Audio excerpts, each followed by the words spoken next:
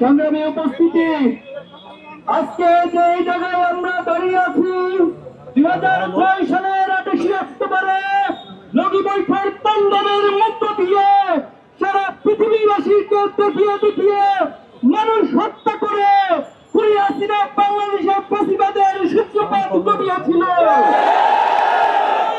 সেই ধারার অব্যাহত রেখে বিডিআর হত্যাকাণ্ড, শাপলা চত্বরে আলেম ওলামাদের উপর হত্যাকাণ্ড, জামাত নেতৃবৃন্দের হত্যাকাণ্ড, সকল দেশপ্রেমিক হত্যাকাণ্ডের মধ্য দিয়ে খুনি হাসিনা তার ফ্যাসিবাদকে কায়েম রেখেছিল। একজন ব্যক্তি এবং একজন পরিবারের কাছে সারা বাংলাদেশের মানুষকে চিহ্নি করে রেখেছিল।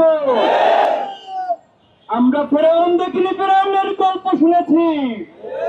আমরা নমরুদ দেখিনি, নমরুদের গল্প শুনেছি। আমরা হিটলার দেখিনি, হিটলারের ইতিহাস পড়েছি। কিন্তু এই প্রজন্ম খুনি হাসিনাকে দেখেছে। এই প্রজন্মকে আপনারা বোকা ভাববেন না।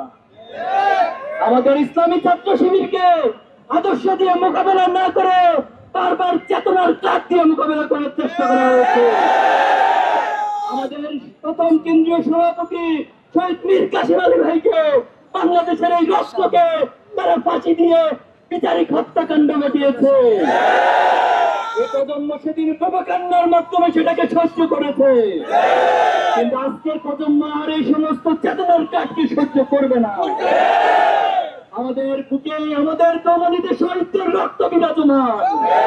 আমরা শহীদ আবু সাইদকে নিজেদের মধ্যে অন করে, আমরা সকল শহীদদেরকে নিজেদের মধ্যে অনুভব করে এই শহীদের রক্তের অনুভবকারী যে প্রজন্ম, তাদের সাথে গাদ্দারি করতে কখনো কেউ সাহস করবেন না।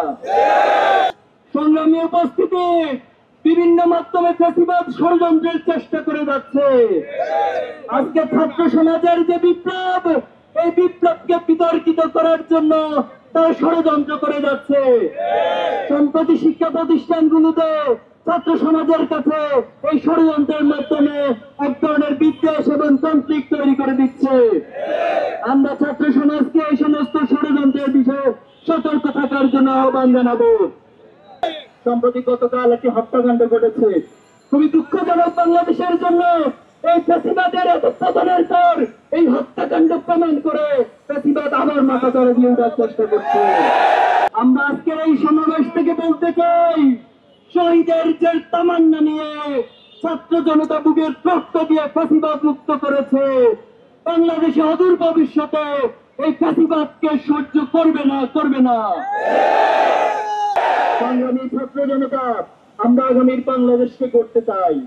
আমরা এই বাংলাদেশকে একটি সমৃদ্ধ বাংলাদেশ হিসেবে গড়তে চাই। এই প্রজন্ম তারা সততা, দক্ষতা, চেষ্টার মধ্য দিয়ে বাংলাদেশকে গড়তে চায়। আমরা ইব্রাহিমের উত্তরসূরি, আমরা ইসমাইলের উত্তরসূরি, আমরা শাহজালাল শাহপরানের উত্তরসূরি, আমরা সালাউদ্দিন আইয়ুবের উত্তরসূরি, আমরা শহীদ সাব্বির আইয়ুব থেকে শুরু করে শেষ পর্যন্ত শহীদ আব্দুল্লাহ পর্যন্ত সকল শহীদের উত্তরসূরি। এখন আমরা বলতে চাই, আগামী দিনে যে বাংলাদেশে যারা নেতৃত্ব দিবেন, বাংলাদেশকে যারা পরিচালনা করবেন, আগামী দিনের বাংলাদেশ হবে সততার বাংলাদেশ। আগামী দিনের বাংলাদেশ হবে দক্ষতার বাংলাদেশ। আগামী দিনের বাংলাদেশ হবে শহীদ প্রজন্মের বাংলাদেশ। আগামী দিনের বাংলাদেশ হবে দেশপ্রেমিকদের বাংলাদেশ। আজকের এই মিছিলোত্তর সমাবেশে সকলকে অংশগ্রহণের জন্য ইসলামী ছাত্র শিবিরের পক্ষ থেকে